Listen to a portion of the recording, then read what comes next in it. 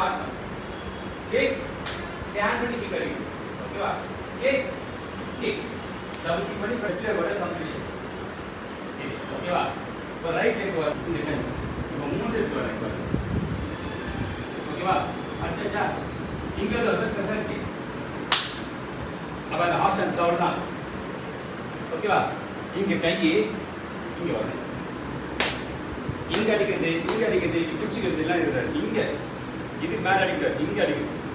Elbow இப்போ இங்க இந்த ஹார்ஸ் ஸ்டாண்ட்ல இருந்து அடுத்த ஸ்டாண்ட்ஸ் வாங்க. போயிடுச்சா? இங்க பிரசன்ட் கிக்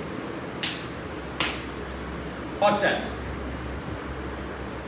டோ பார்த்தீங்கன்னா கீழே அடுத்து இங்க இருந்து ரைட் ஷோல்டர்ல இருந்து பிளாக் பஞ்ச்